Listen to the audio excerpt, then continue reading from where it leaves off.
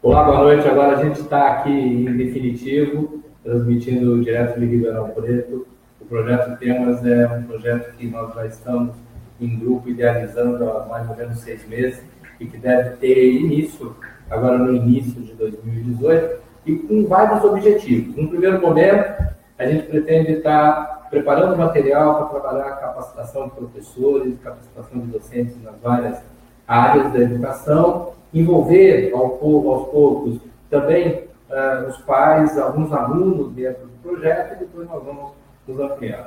A ideia é bem simples, será explicada em outros momentos com mais detalhes, mas a gente começa com a produção de vídeos, alguns já estão rodando na internet, dentro do próprio Facebook, você acessando temas, você já pode estar recebendo.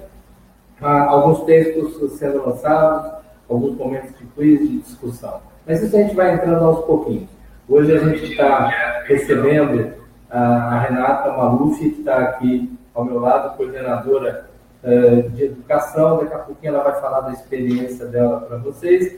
E a nossa intenção durante esse bate-papo é poder pensar no quanto que as emoções interferem na educação, de que maneira que as emoções estão afetando as pessoas no dia de hoje. Eu gostaria muito que você observasse que em alguns momentos talvez a gente use a palavra criança, em outros a palavra adolescente, em outros jovens, mas dentro do nosso contexto atual, do contexto aí dos últimos anos, o que a gente tem percebido é que aquilo que acontece com os adultos está acontecendo com as crianças, está acontecendo com os adolescentes. As inseguranças elas estão bastante generalizadas, as pessoas estão com sensações estranhas, né? Quando elas se deparam com novidades, as pessoas andam com medo, e essas situações elas vão entrando no ambiente escolar, no caso do adulto, elas vão entrando na vida profissional e vão complicando de forma extrema o bem viver. Nós não acreditamos que uma volta ao passado resolva os problemas.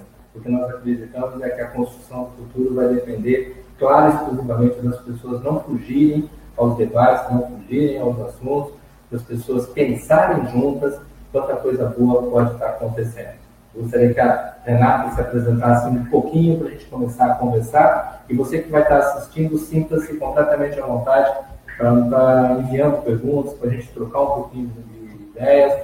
Dá um like aí cada vez que você estiver entrando, aproveita e curte a nossa página. Renata. Agradeço o convite. Fui meu professor na universidade aqui, Barão de Mauá, e eu atuo há 23 anos na área da educação. E a gente se depara com conflitos, né? A parte emocional do aluno. Então, existe uma preocupação. E assessorando aí os vídeos, né, que a gente consegue buscar no temas, a gente vê que você apresenta formas bem bacanas de ideias para serem trabalhadas com os alunos. Então, hoje eu atuo numa escola de mais ou menos 600 alunos, e na educação infantil nós temos 14 salas, no ensino fundamental 11 salas, e no fundamental 2, 4 salas. E os conflitos acontecem. Sim, sim. Eu gostaria que você passasse para eles um pouquinho uma impressão do tamanho da rede que você está e o quanto que isso vai ramificando. Porque é muito interessante quando a gente fala sobre educação infantil, fundamental, mas o tamanho da rede, às vezes as pessoas não têm uma noção e a partir daí nós debatemos. Hoje nós temos 14 unidades da Rede Sagrado no estado de São Paulo. Então, são várias cidades onde existe escola da Rede Sagrado. Marília, Bauru, Birigui, Araçatuba, Aramontina. Ótimo. Tá. Hoje em dia, quando a gente fala em problemas emocionais na educação, a gente tem uma série, enquanto a gente estava aqui aguardando para começar, a gente estava trocando algumas ideias sobre isso, tá? Mas uma coisa está muito clara, a gente já não divide mais o aluno entre sendo daquela escola de periferia ou aquele aluno da classe social mais elevada. O que a gente observa é que as emoções elas estão perturbadas em vários momentos, na minha impressão, muito pela questão da interferência da mídia, né, que vai espalhando meio que um veneninho para todos os lugares, alguns remedinhos para todos os lugares, mas não tem muita diferença. Qual tem sido hoje, do ponto de vista emocional, os problemas que vocês mais encontram no dia a dia do trabalho?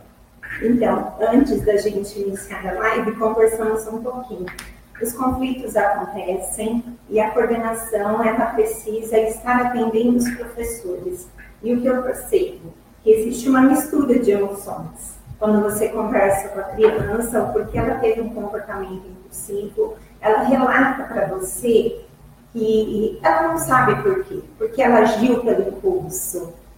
Então, essa mistura de emoções é que a gente está tentando trabalhar desde a infância. Isso é muito interessante. É comum quando a gente pensa em atendimento clínico, né?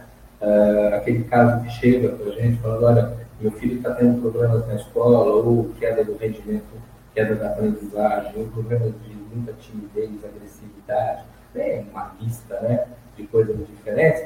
E no meio dessa conversa, fala assim, mas sabe o que é? É que lá na nossa casa, o casal não vai bem, a família está brigando, ou a avó está passando por um problema sério, teve um câncer, por isso que a criança está assim. Porque houve um problema na escola anterior. E a gente está sempre tentando achar onde foi que começou o fio da meada, onde foi que o problema começou a nascer, né? E essa hora é meio desesperadora, né? Porque você assim, bom, vamos fazer uma análise. Eu me lembro quando eu estava na faculdade, há pouquíssimo tempo atrás, 1978, 79, né? E a gente falava em fazer uma anamnese, né? Vamos avaliar o problema para entender. E você tinha anamneses com 20 páginas, até você preencher tudo. E de repente você fala, será que eu preciso hoje saber toda a história da família, toda a história da criança, toda a história do adolescente? Não. Da onde vem o conflito? Você fala, a criança não sabe dizer de onde vem? Ela não sabe dizer, porque está muito mais dentro do vazio dela do que da causa A, causa B, causa C. Né? Você consegue observar nos alunos essa coisa de, às vezes, eles estarem vivendo um sofrimento. Nesse aspecto, alguns fecham e outros abrem, né? Alguns explodem, outros implodem, né? Estão vivendo um sofrimento e, com esse sofrimento, eles estão tentando identificar. E aí a tendência é culpar o outro. Na verdade, cara, eu estou sofrendo aqui dentro. Eu estou com uma sensação esquisita. Aliás, você que está assistindo a gente, é provável que você talvez tenha tido essa semana alguma sensação esquisita num dia tal lá. Você fala, não sei o que aconteceu comigo. Por isso que eu acordei meio esquisito. Se para a gente que é adulto é difícil entender isso, imagina para alguém de 7 anos de idade. Né? Conflitos sociais. Como é que as suas professoras olham nessa hora em que, de repente, o aluno fala alguma coisa fez eu fazer aquilo? Né? Como se ele estivesse criando uma mentira. Né? Por que você bateu no colega? Por que você empurrou não sei quem? Não sei, alguma coisa. As professoras olham isso como se fosse a criança espertinha, querendo mentir, a criança que foi seduzida por uma ideia. Como é que elas olham? Então, hoje, nós trabalhamos muito a formação com os professores. E o que eu tento passar para os professores, que um comportamento agressivo, impulsivo, muitas vezes aquele que fere também tem as suas feridas. Sim. Tá? Então, a gente tenta ter esse olhar acolhedor de uma alma. Quando uma alma toca a outra alma, né? Você pode ter todas as teorias técnicas, a gente consegue enxergar melhor essa criança, não julgando como uma criança agressiva. Tá? E o que eu percebo também, às vezes, conflitos entre alunos maiores, tá, pela falta do autoconhecimento. Ele observa o que o outro acha dele, mas ele não consegue entender o que ele mesmo acha dele. Às vezes eu pergunto, professora Renata, ela não gosta de mim, quando eu passo ela está em grupinhos falando mal de mim. O que eu tento mostrar para essa criança, o que você acha de você? Você é o que ela acha, realmente? Então, essa reflexão do autoconhecimento. Então, eu vejo que os professores têm essa mão levantada, tá? E a gente faz um trabalho. Quando é muita agressividade, a gente pede, assim, uma avaliação dos pais. Tá. Eu acho que essa questão é interessante. Na hora que você fala da avaliação dos pais, é interessante a gente pensar que são realmente pais, dupla. Porque, na maioria das vezes, um acha que é um motivo e o outro acha que é o outro. É difícil os pais chegarem e falar, não, a gente pensa igual, não é? E aí começam as dificuldades. Os pais pensam diferente, as informações chegam de uma forma conflituosa, né? Eu ouvi uma frase há pouco tempo atrás, e pessoalmente eu não gosto de falar frases sem citar o autor, mas sinceramente não me lembro quem é o autor agora, e que ele fala assim: eu não gosto daquela pessoa porque o pecado dela é diferente do meu. Né? Em outras palavras, eu convivo muito bem com os meus pecados, meus problemas, e com todo mundo que peca igual, eu convivo muito mal com quem é diferente. Se isso sempre foi uma verdade, atualmente é uma verdade extremamente consolidada. Né? Eu não admito que o mundo pense diferente. Só se a gente viaja um pouquinho lá na década de 60, 70, a gente chegava numa sala de aula com 40 alunos e você encontrava naquela sala de aula 1, 2, 3 tipos de modelo, 3 tipos de família, 2 tipos de família, para dizer que na maioria um tipo de família. Eram regras iguais, rotinas iguais, religiões, uma série de coisas muito semelhantes. Então não havia muito conflito entre o que era certo e o que era errado. Né? Hoje, numa sala que tenha 20 alunos, altíssima possibilidade de 20 educações, de 20 formas de ver o mundo. Talvez 40, porque às vezes o pai de um jeito, a mãe do outro, para não falar da avó, da empregada e todo mundo. E aí fica difícil trabalhar essa relação de conflitos se a gente não conseguir entender que família é essa. Então, quando a gente fala assim, olha, o problema que nós estamos vivendo, ele é socioemocional, opa, então nós precisamos entender que sociedade é essa. E não simplesmente que criança é essa. Sabe, não, essa criança é muito imperativa, muito agressiva, é muito isso, não, até um pouco. De que mundo ela está vindo? Aliás, qual é o mundo que a rodeia, que muitas vezes nem é exatamente pai, mãe, esse mundo tem outras peculiaridades. Uma das questões do mundo atual muito clara é a quantidade de pais que mudam de cidade por questões profissionais, ou até mudam de escola dentro da mesma cidade. Né? E aí aquela criança que está com 9 anos de idade, 11 anos de idade, ela não conseguiu estabelecer um padrão de pensamento. Cada vez que ela muda de cidade, de escola, muda tudo. Cada vez que ela chega, ou ela pode ser abraçada por todos, ou rejeitada por um monte de gente. E aí, o que está acontecendo? O tal do sócio, que vai interferir no emocional, o tal do social, ele vai criando essa sensação de, caramba, eu não sou nada aqui. Eu sou um vazio. Percebe? Exatamente. Me conta. E o que a gente também consegue, às vezes, no convívio, né, com as famílias, é a insegurança dos pais. Se nesse lugar o meu filho está sofrendo, eu vou trocar. Isso. O que eu vejo hoje, as crianças não conseguem enfrentar pequenos desafios. Sim. Aí, de repente, a vida te coloca um desafio inimaginável e que você tem que dar conta. Isso. Tá? Então, o que eu percebo hoje, os pais precisam estar seguros para essa educação. Inclusive, estar seguros para se darem o direito de errar. Porque, da mesma forma que essa criança ela não admite errar, os pais também parece que não querem admitir. Vamos pegar um exemplo simplesinho e bem da semana, e para você que está aí vendo e acompanha o futebol, a gente comentou hoje, o time do Flamengo do Rio de Janeiro foi vice-campeão de um torneio sul-americano nessa última quarta-feira, 2 dias atrás. Isso, de forma geral, é uma grande glória. Vai ficar para a história do clube esse vice-campeonato e deveria ficar para a história de cada uma das pessoas que esteve ali presente, apesar de chateados com a derrota, apesar de incomodados com tudo, deveria ficar para eles a ideia de, a gente não é qualquer um, não. Todos os times desse país não conseguiram chegar, nós é que chegamos, né? Mas o que aconteceu? Na hora da entrega das medalhas, a maioria, não foi um jogador, a maioria dos jogadores, infelizmente, especialmente os mais novos, eles recusaram a medalha, alguns não colocaram a mão, outros receberam e colocaram do lado uma espécie de mesa. Pouquíssimos, coincidentemente, alguns um pouco mais velhos, tá? Eu não estou querendo dizer que a educação, 5, 10 anos de diferença, estava tão melhor assim, tá? Esses receberam e cumprimentaram as pessoas e entraram. Aprender a perder talvez seja o primeiro passo para que eu consiga viver em sociedade. Eu só sei viver em sociedade se eu sei parar no semáforo para deixar o outro passar eu só sei viver em sociedade quando eu deixo o outro falar até o fim para depois eu colocar a minha ideia. E a pergunta é assim, os nossos alunos, e para quem é pai e mãe aí, os nossos filhos, eles sabem a hora de falar, eles sabem o tom de falar, eles entendem que saber conversar não é seguir uma regrinha, saber conversar é aprender a abrir portas para conviver, né? Nossos alunos aprendem, nossos pais ensinam como é que a gente convive. Você diria para mim que tem uma faixa mais difícil de aluno? Uma faixa etária mais difícil ou não?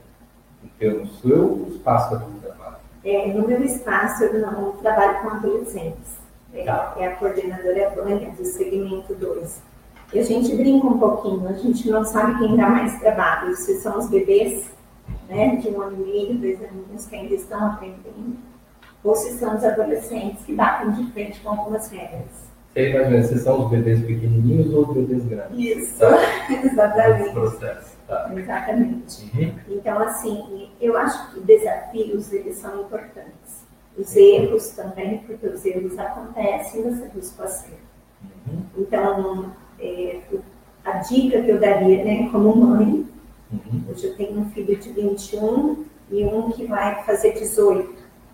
E o que eu vejo, eles se deparam com situações difíceis, mas eu sempre tento encorajá-los.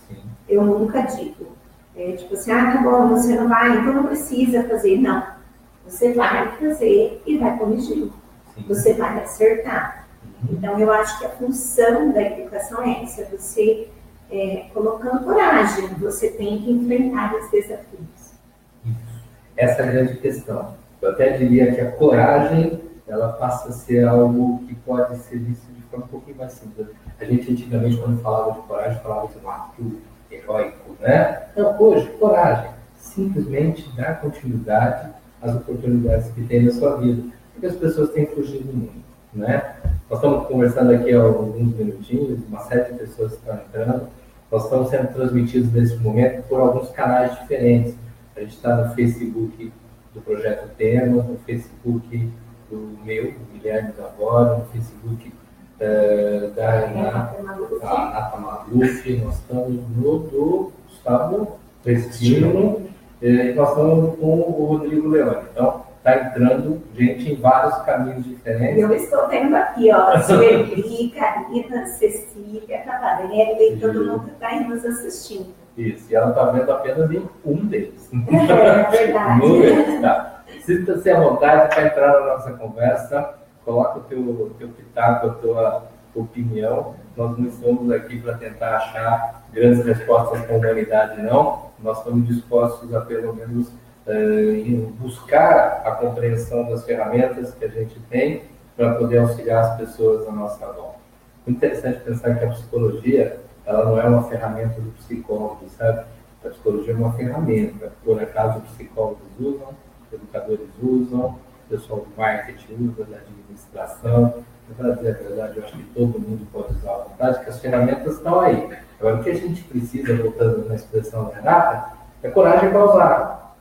Coragem para olhar para um aluno, olhar para uma criança, para um adolescente, e não é falar, nossa, mas qual é o problema daquela criança?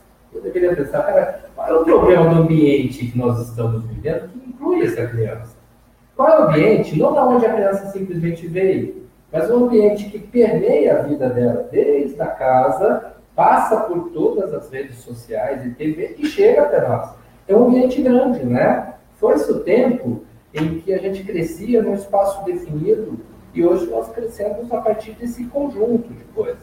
O que dá para fazer na nossa escola? E aí, Renato, eu gostaria que você pensasse um pouquinho sobre outras escolas que você já tenha experimentado, convivido. O que dá para a gente fazer? Coisas simples para melhorar um pouquinho a relação desses alunos entre si e até a relação desses alunos com a comunidade como um todo, que inclui professores, funcionários, os pais em alguns momentos, e quebrar um pouco essas barreiras do eu sou melhor, eu sou pior, eu sou mais inteligente, eu sou menos, porque são essas barreiras da diferença que alimentam as agressividades, as inseguranças do dia a dia. Você já viu? Eu sou um pouquinho suspeita a falar, porque eu trabalho numa unidade escolar que de uma instituição católica da rede sagrada, são apóstolos, né, do Sagrado Coração. Então a gente tem ali as aulas de ensino religioso. Essas aulas, elas são diferenciadas porque elas não trabalham a religião em si, elas trabalham valores e virtudes. Então a gente começa a desenvolver trabalhos solidários, tá? Este ano a gente conseguiu desenvolver com o asilo da nossa cidade um café da manhã com as crianças. Então as crianças serviram os idosos, apresentaram música para os idosos, depois receberam também a devolutiva, porque os idosos quiseram cantar para as crianças. Então eu vejo assim, você desenvolver empatia, isso é muito importante, né? Se colocar no lugar do outro e o trabalho com as emoções. Tá? Eu lancei para os professores em agosto, elas começaram esse trabalho com as crianças da educação infantil, o reconhecimento das suas emoções, e eu acho muito importante esse falar. Hoje a gente sabe que o número de suicídios em adolescentes é muito grande, não é? Sim, vem aumentando, e se a gente pegar a última década, aumentou em mais de 30% no Brasil, que é uma coisa assustadora. Nós não temos um motivo central, mas eu diria que essa sensação de vazio que eu falei alguns minutos atrás, talvez seja a mais marcante, né? Uma questão que eu acho muito interessante no que você estava colocando para a gente agora há pouco, é o quanto que esse entender o mundo, e olha como não há uma questão de faixa etária, né, ou de classe social. Você falou de levar crianças pequenas para conviver com idosos numa instituição.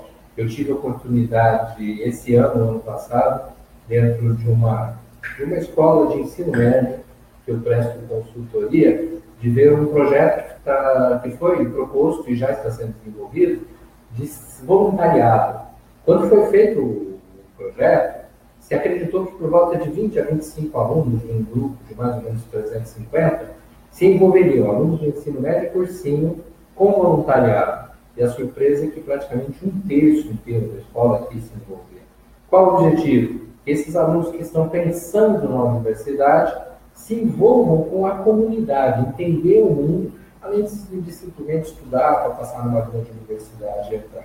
Mas isso não veio à toa, isso veio porque vem aumentando muito no Brasil o número de jovens interessados em estudar no exterior. E especialmente em alguns países da Europa, é comum que você, na hora de levar lá seu currículo para essa escola, você chegue e acrescente no seu currículo os trabalhos voluntários que você fez. Observa, não é uma questão da religião A, B ou C, né? É uma questão dos valores que são colocados a partir dessa condição de aula, tá? Mas um outro detalhe extremamente bacana, extremamente agradável, é quando você pega dentro das universidades as pessoas querendo fazer trabalhos voluntários.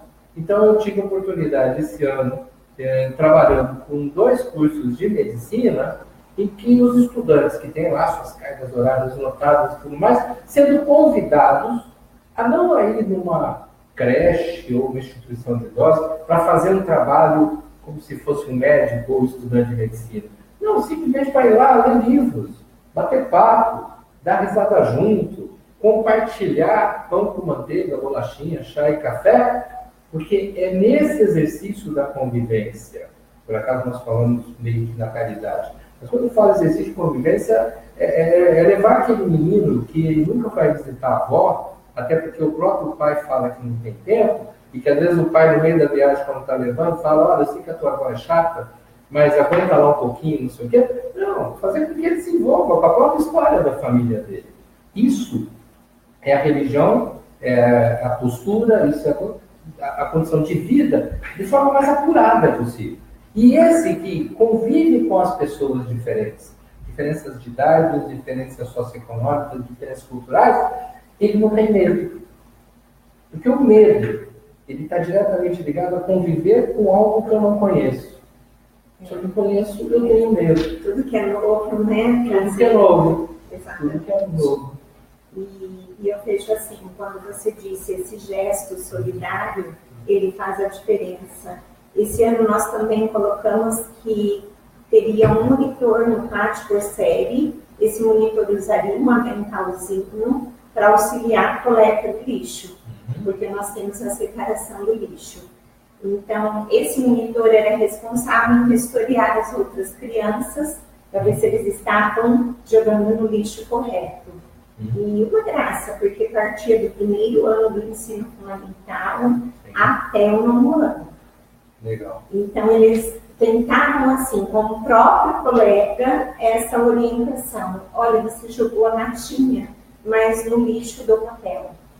Tá? Então, assim, esse auxílio que o próprio aluno faz com o outro é muito importante. Sim, é fantástico. Você me fez lembrar de uma cena, daqui a pouco o Guga, que está coordenando a gente aqui, vai entrar, ele está meio ansioso para jogar alguma coisa ali. Tá? Você me fez lembrar uma história muito interessante. Eu, além de trabalhar de psicólogo e fazer algumas outras coisas, eu gosto muito de cuidar da cozinha da casa, sabe? Então, adoro lavar prato, copo e tudo mais na minha, não vou ficar fazendo na casa de todo mundo, né? E eu me lembro da minha filha mais nova, quando ela tinha por volta de 5 anos de idade, que eu estava ali lavando algumas coisas no sábado em casa e deixei a torneira aberta e a minha filha falou: pai, você não sabe que a água do mundo vai acabar? Né? E aí eu brinquei com ela, falei: não, filha, eu sei, mas não vai acabar hoje não sei o quê. Aí em seguida ela me deu uma dura, me deu um sermão, que eu fechei aquela água, pedi um monte de desculpa. Hoje ela já está com 19 anos e desde os 5 eu tenho economizado água. Em outras palavras, aquilo que a gente aprende de verdade dentro da escola, aprender de verdade que a gente conversa, discute, compartilha, tem prazer em estar aprendendo, a gente transforma a família. Antigamente a gente falava: orienta os pais para educar os filhos. Hoje eu posso falar, talvez na maioria das vezes, orienta as crianças, esses filhos, mas não é orientar dando uma bela aula, oriente vivendo aquela aula, tá? Que eles vão mexer nessa sociedade. E eu acho que esse é um processo que é fundamental. Tá? Gente, o Guga Regina, ele está aqui do nosso lado, apareceu a mão dele ali. Ele fala um oizinho aqui. Fala um oi rápido, entrou, tá? O Guga e o Rodrigo Leone fazem parte da nossa equipe do Projeto Temas. O Rodrigo não pôde estar com a gente hoje aqui no estúdio, mas o Guga está anotando algumas questões e ele ia jogar alguma coisa para a gente. Nós temos 2 questões que eu queria voltar no tema da coragem, para que os dois colocassem para a gente isso, né? Como pais também. Diante dos métodos, né, que as escolas têm evoluído, vários métodos de ensino, métodos diferentes, buscando tecnologia, né? Como a gente mantém a importância do cuidado com o ser humano dentro da instituição. Tá.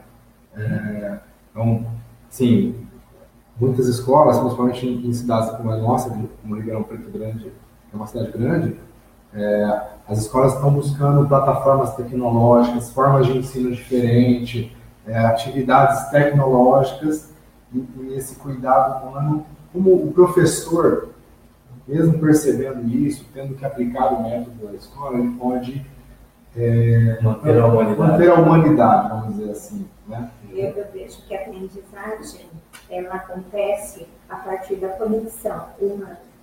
Então, se o professor ele tem essa conexão com o outro, essa atividade ela vai ser bem desenvolvida, tá? Apesar da tecnologia, né? Precisamos, assim, porque todos nós somos uma escola, a gente vive em constante aprendizagem. Então, tendo essa conexão, eu vejo assim, que gera o bem-estar. Eu estou aqui e eu estou bem, né? Porque eu acho que o bem-estar, ele está assim, bem ligado à evolução do conhecimento. E como o Guilherme disse, o conhecimento ele é válido quando ele é colocado em prática. A filha fez ele desligar a torneira para economizar água.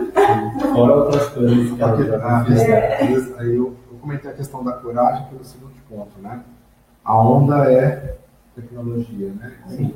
o pai precisa ter essa coragem como não ser escravo, como não ser escravo dela e procurar uma instituição também que trabalhe essa ideia de manter valores dos seus filhos.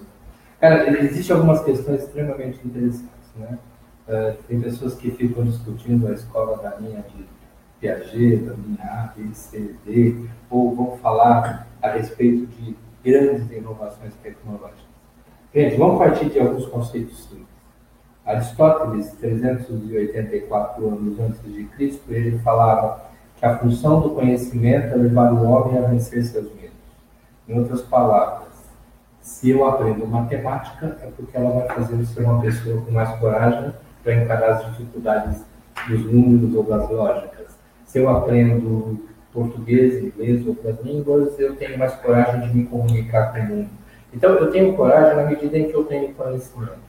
Uma pessoa sem conhecimento, ela é covarde e, por isso mesmo, muito tendenciosa à agressão, porque aquele que não sabe usar suas ferramentas intelectuais, ele vai acabar usando suas ferramentas físicas, e isso em todas as faixas de idade. Tá?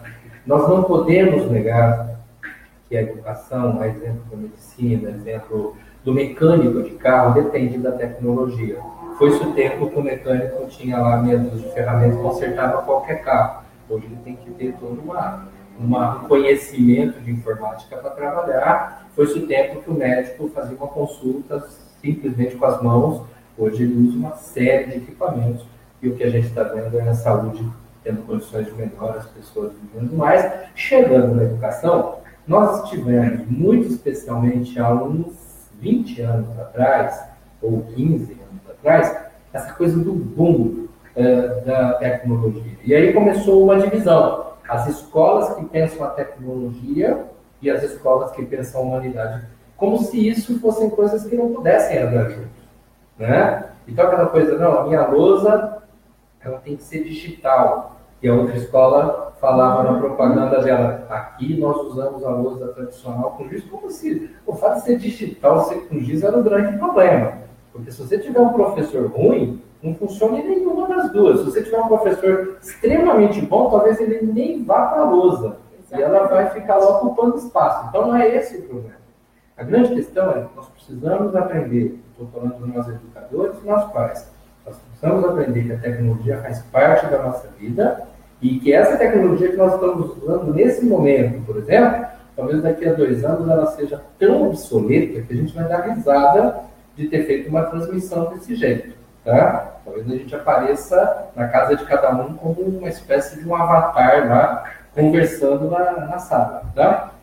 Então, a tecnologia está caminhando, nós temos que caminhar com ela, só que nós temos que lembrar que a tecnologia é um dos frutos da humanidade. Então, ser humano é ser aquele que, de posse das suas competências, é capaz de melhorar o mundo em que está. E a escola, volta lá no Aristóteles, ela dá essa condição de você qualificar mais ainda os seus conhecimentos para melhorar esse mundo que está. Se eu posso melhorar o mundo tomando água com a minha mão assim, em concha, e depois eu descubro que tomando com a caneca fica mais fácil, vamos tentar melhorar o mundo. Mas o importante é que a gente tomou água. A questão é como é que a gente trabalha o conhecimento prático, concreto, que dá um olhar futuro sem tirar o pé do presente, que me faz entender que vale a pena eu sonhar com coisas fantásticas, mas eu tenho que conviver com o meu vizinho, com o meu irmão, com o meu primo, com os meus colegas, inclusive a gente que é adultos, colegas de trabalho. Como é que eu trabalho essa relação? E aí, a questão das humanidades vai mudando. O que eu tenho assistido ultimamente, Gustavo, é muito essa coisa assim de que aquelas escolas que falavam, não, a gente é contra a tecnologia, elas simplesmente estão entrando na tecnologia porque não tem como escapar. Né? E elas estão entrando agora atrasadas, elas perderam tempo. E aquelas que entraram com muita sede ao pote, tropeçaram nessa sede ao pote, ganharam no marketing, mas muitas vezes o que elas ouvem dos pais, é que os pais falaram, não, mas vocês deram isso para o meu filho, deram tecnologia, mas não fizeram nada. Né? Eu tive a oportunidade, eu não estou generalizando, são casos isolados, de conhecer a escola que deu tablet, porque fazia parte do grande do grande chamariz da escola, né? Deram os tablets, mas não deram uma aula no tablet. Ninguém usou, quer dizer, aquela criança levou para casa, se divertiu com alguma coisa, ou acabou na mão da mãe, do pai, ou está lá, guardado dentro de uma gaveta. As tecnologias estão ali para ser usadas. Bacana pensar que a coragem não é para voltar para a humanidade, é simplesmente permitir que ela aconteça. Os professores, muitas vezes, eles se esquecem disso. Quando eles estão lá fazendo o planejamento, ou o planejamento anual, ou o planejamento da aula específica daquela semana, ele tem que parar para pensar não simplesmente no conteúdo que ele está dando naquele dia, mas de que forma que eu faço com que os alunos sintam o prazer de receber aquele conteúdo e entendam o quanto é bacana, de posse daquele conteúdo, eu poder chegar em casa e falar, cara, eu entendo daquilo, eu sei aquilo, ou que legal, eu vou mostrar aquilo para minha mãe, eu vou mostrar aquilo para meu pai, eu vou contar para o meu amigo. A hora que tiver numa reunião, que pode ser da família, adultos, ou pode ser com crianças ou adolescentes, e tocarem no assunto porque eu sei falar sobre isso, eu sei o que está acontecendo no mundo.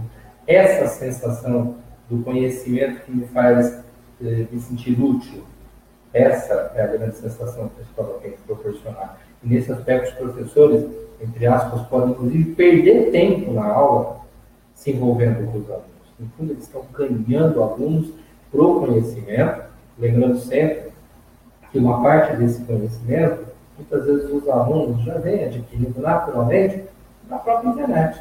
Vamos lembrar uma coisa, você vai falar, molecada não sai do celular, molecada não sai da tela, molecada não sai. Sim, mas muitos estão lá fazendo coisas extremamente bacanas e usando essas coisas em prol de outros. Isso é muito legal. Falar sobre os vícios da internet, isso aqui vai dar uma conversa de semanas e a gente provavelmente marque uma outra live ou alguns vídeos nesse sentido. Vamos para finalizar então.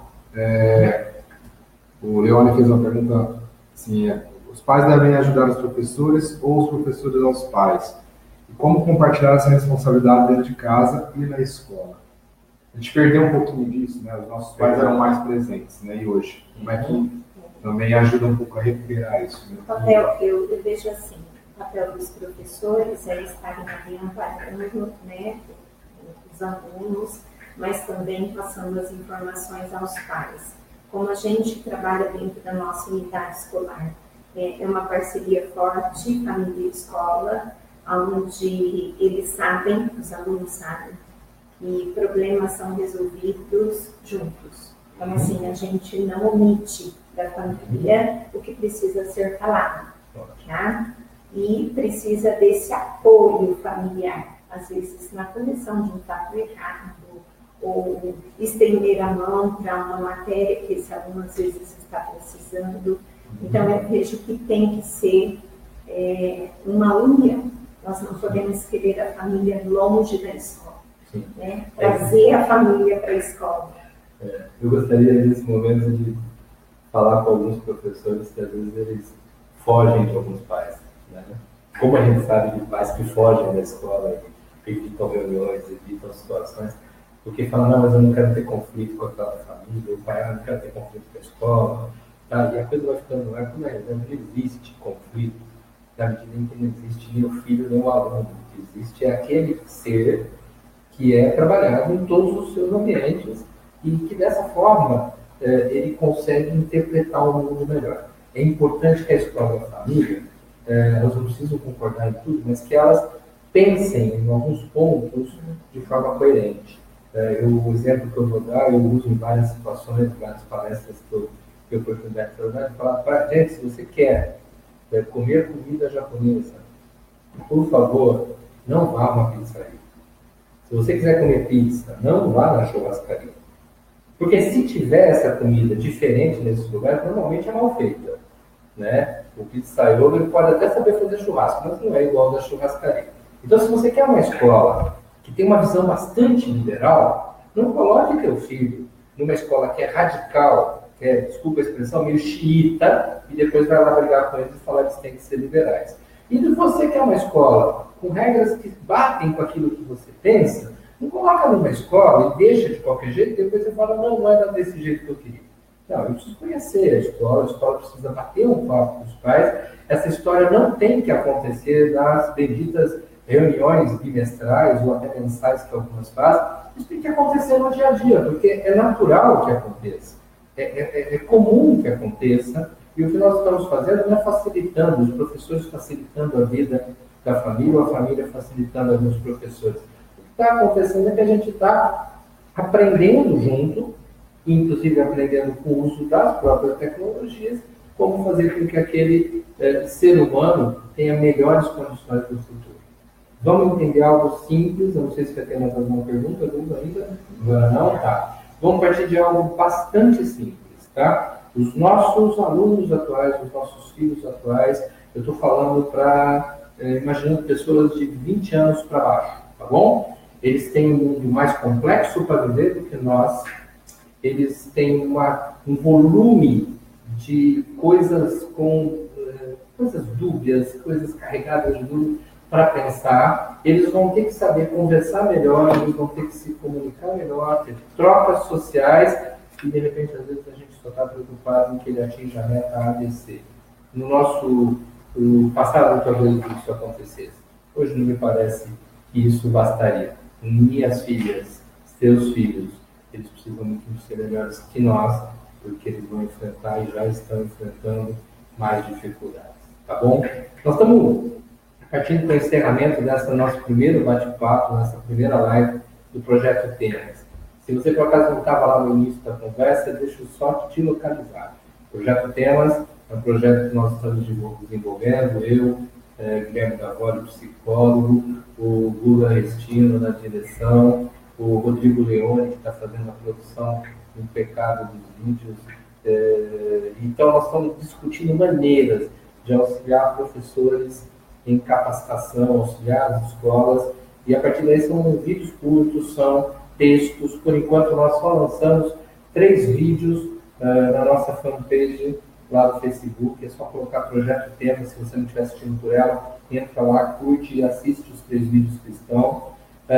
Existem outros que serão lançados nas próximas semanas, e a partir de 2022 a gente começa a trazer aí sim o projeto como um todo, que vai dispor de um site personalizado para a escola, vai dispor de uma linha de comunicação em que vai ser possível escolas ou professores individualmente solicitar material e a gente poder estar debatendo um pouco melhor. Os vídeos que estão sendo lançados até esse momento, eles têm a minha pessoa como centro da discussão, mas ele não é exclusivo da área de psicologia, a gente pretende estar trazendo uma série de outros profissionais com quem a gente já está trocando ideias, tá bom? Queria agradecer muito a presença de todos que ficaram com a gente durante esse tempinho, dizer que foi um prazer conversar com a Renata, foi muito bom. Eu achei que ia conhecê-la hoje, ela disse que foi minha aluna há 24 anos atrás, pouco tempo, tá? E a gente vai ter a oportunidade de bater papo com outros profissionais por aqui. Queria também deixar um grande abraço para as instituições e para as famílias de vocês, e da nossa parte desejar um ótimo Natal, feliz Ano Novo para todo mundo e até a próxima. Até mais. Parabéns. Obrigado. Eu também gostaria de agradecer o convite, esse bate-papo, e dizer que você está no caminho certo. Devemos acreditar numa educação que leva longe. Parabéns pelo projeto Temas. Obrigado. Agradeço bastante. Gente, até mais. Tchau.